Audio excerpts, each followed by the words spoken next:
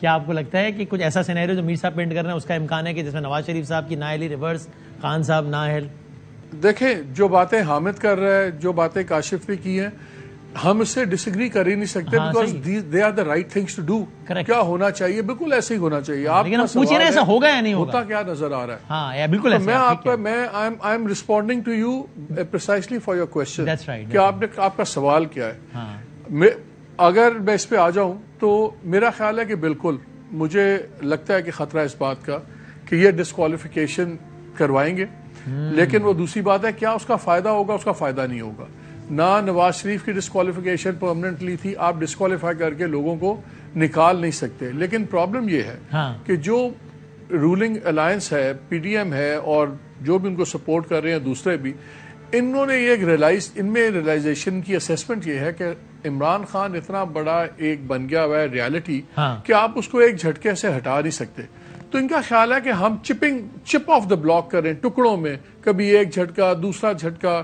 جس طرح جب آپ باتیں کرتے ہیں آف دا ریکارڈ تو آپ کو ایک چیز سنائی جاتی ہے. دیکھیں عمران خان جب سے ہٹے ہیں پاور سے، آپ بتائیں عمران خان کا کون سا مطالبہ قبول ہوا؟ کوئی مطالبہ قبول نہیں ہوا ان کا. کس چیز میں ان کو کامیابی ہوئی؟ مارچ ہم نے نہیں آنے دی، اسلام آباد مارچ نہیں پہنچی. انہوں نے کہا اسمبلیاں ٹوٹیں گی، اسمبلی ابھی تک نہیں ٹوٹ رہی. انہوں نے کہا کہ جی ڈی جی سی چینج کر دو، وہ چینج نہیں ہوا. انہوں نے کہا جی فلانا بندہ آرمی چیف نہ لگے، وہ نہیں لگا. وہ ایک کمپلیٹ لسٹ سناتے ہیں، اور ان کا خیال یہ ہے کہ جب ایسے چیزیں چلیں گی تو جو لوگ عمران کے ساتھ ہیں، کوئی influential M N As M P As ہیں، وہ آہستہ آہستہ ان کو میسج جائے گا. یہ ایک اسٹریٹجی ہے جو نظر آتی ہے. اس اسٹریٹجی میں بڑا امپورٹنٹ ہے، وہ سمجھتے ہیں کہ اگر عمران ڈسکوالیفائی ہوتے ہیں تو شاید اس کا ایک رپچر ہوگا پارٹی کے اندر، شاید اس کی نیگیٹو چیزیں چلیں گی. کیا ہوگا یا نہیں ہوگا that is a different thing. So again you will not be surprised اگر خان صاحب نااہل ہو جائیں اس سال. اور ساتھ ساتھ آپ کو یہ بھی لگتا ہے کہ نواز شریف صاحب کی نااہلی ریورس بھی ہو سکتی ہے؟ دیکھیں ان لوگوں کا اس وقت بڑا مسئلہ یہ نہیں ہے کہ نواز شریف کی نااہلی ریورس ہوتی ہے، نہیں. ان کا بڑا مسئلہ یہ ہے کہ عمران خان بھی نااہل ہو جائیں. صحیح ہے. یہ ایک بہت بڑا اسٹریٹجک شفٹ آیا ہے ان کی تھنکنگ میں. پہلے یہ تھا ان کا لیول پلئنگ فیلڈ کی ڈیفینیشن یہ تھی کہ ان کی بھی ریورس ہو جائے اور یہ دونوں پھر برابر آئیں گے. اب اس کو دوسرے اینگل سے دیکھ رہے ہیں. وہ دیکھتے ہیں کہ نواز شریف اگر ڈسکوالیفائی ہو کے بھی اس کی پارٹی چل رہی ہے تو ان لوگوں کو یقین ہے کہ اگر عمران خان ڈسکوالیفائی ہو گئے یا وہ وزیر اعظم کی گیم سے باہر ہوئے تو ان کی پارٹی میں اتنی ڈیپتھ نہیں ہے، وہ چلے گی نہیں. یہ میں ان کی اسیسمنٹ بتا رہا ہوں، میں یہ نہیں کہتا صحیح ہے. سو یہ ڈفرنٹ ان کا ویو پوائنٹ ہے. کاشف صاحب اگین آپ کا کیا خیال ہے کہ ہوگا یا نہیں ہوگا؟ مالک صاحب رائٹلی پوائنٹ آؤٹ کہ ہم ڈسکس یہ کرنا چاہ رہے ہیں کہ 2023 میں کیا کیا ہو سکتا ہے. تو نواز شریف صاحب کی نااہلی ریورس ہونا اور خان صاحب کا نااہل ہونا، اس کا آپ کو زیادہ امکان لگتا ہے کاشف صاحب؟ جی مجھے لگتا ہے کہ اس کا امکان ہے، اور میرا خیال ہے یہ تو عمران خان صاحب خود بھی جانتے ہیں کہ ان کو نااہل کر دیا جائے گا. بہت سے ایسے کیسز جو جس طریقے سے چل رہے ہیں، جس طرح کے فیصلے آ رہے ہیں، یہ بڑا لائکلی ہے. اور یہ آپ پھر کہیں گے تجزیہ نہ دیں، لیکن میر صاحب والی بات درست ہے کہ دیکھیں کچھ چیزوں کا اکٹھے ہوئے بغیر اس طرح کے فیصلے بڑے مشکل ہوتے ہیں پاکستان میں. یہ نہیں ہوتا کہ کسی پاپولر لیڈر کو ایک دن ایک سیشن جج اٹھ کے نااہل کر دے یا سزا دے دے.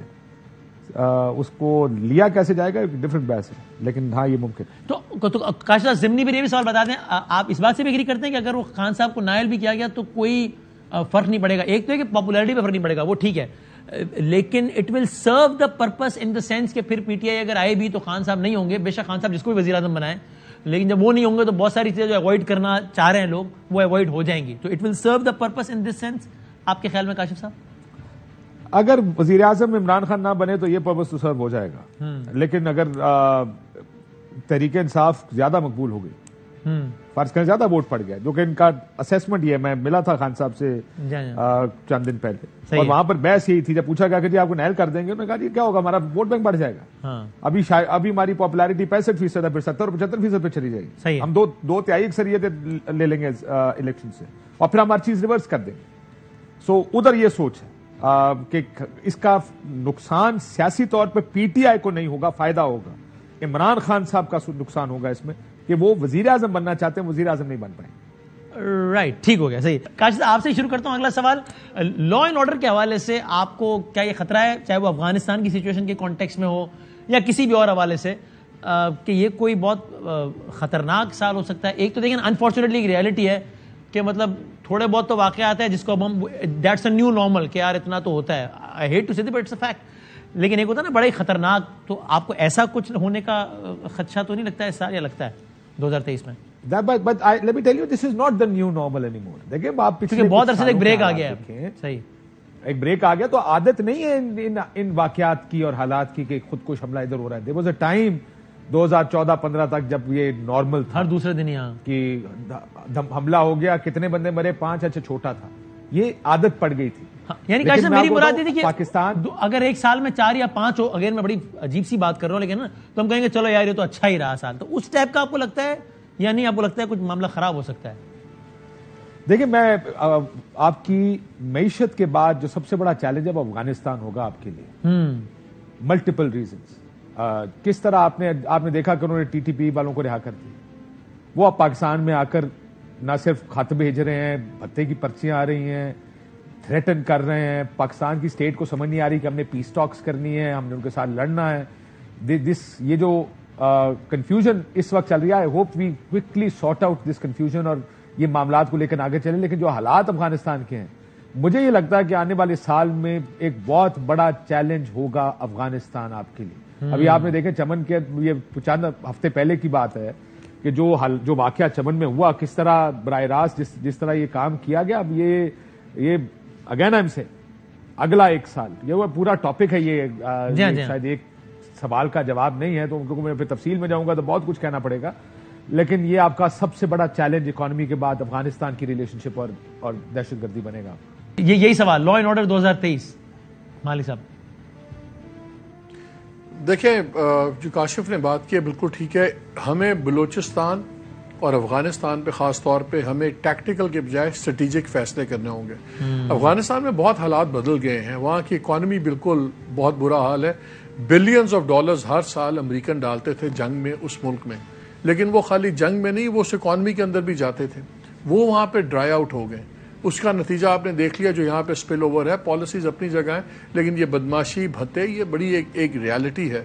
اور جو ان کو ڈیسیژنز لینی ہے TTP کے اوپر, جو ان کو ڈیسیژنز لینی ہے افغانستان سے ڈائریکٹ جو سرکاری آپ کی ریلیشن شپ ہے اس کے اوپر, اور بلوچستان جس کے اندر ایک جس کو کہتے ہیں انڈیجنس موومنٹ بھی ہے اور اس کے اندر سبورژن بھی ہے, اور ٹیررزم اس کے ساتھ ایڈ آن ہوا ہوا ہے.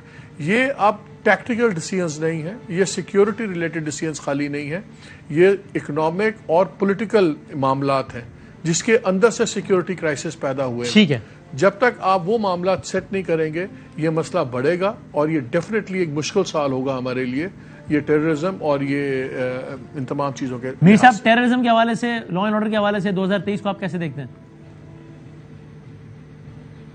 بڑا چیلنجنگ سال ہوگا, اس لیے کہ 2022 کا جو آخری 3-4 مہینے ہیں, اس میں نہ صرف یہ کہ پاکستان میں دہشت گردی کے واقعات بڑھے ہیں, بلکہ افغانستان کی سائڈ سے جو پاکستان کے سیکیورٹی اداروں کی جو چیک پوسٹیں ہیں اور پاکستان کی جو سویلین آبادی ہے اس پہ شیلنگ ہوئی ہے, اس پہ فائرنگ ہوئی ہے. اور ایسا پہلے کبھی نہیں ہوا تھا کہ چمن کے علاقے میں جو سویلین آبادی ہے اس پر آپ شیلنگ کریں, اور ایسا پہلے کبھی نہیں ہوا تھا کہ چمن میں جو باب دوستی ہے تو اس چیک پوسٹ کے اندر گھس کے افغانستان کی سائڈ سے ہمارے جو سولجرز ہیں ان کو گولی ماری گئی. تو یہ ایک بہت ہی چیلنجنگ سچویشن ہے. تو میں یہ سمجھتا ہوں کہ 2023 میں آپ کو مذاکرات بھی کرنے پڑیں گے اور ساتھ ہی ساتھ جو ہے سخت ڈیسیژنز بھی لینے پڑیں گے, اور جو لوگ پاکستان کی جو ٹیریٹوریل انٹیگریٹی ہے اگر اس کی رسپیکٹ نہیں کر رہے اور اس کے خلاف سازش کر رہے ہیں تو you are a nuclear power, تو آپ کو ان سے بڑے سخت طریقے سے نمٹنا چاہیے.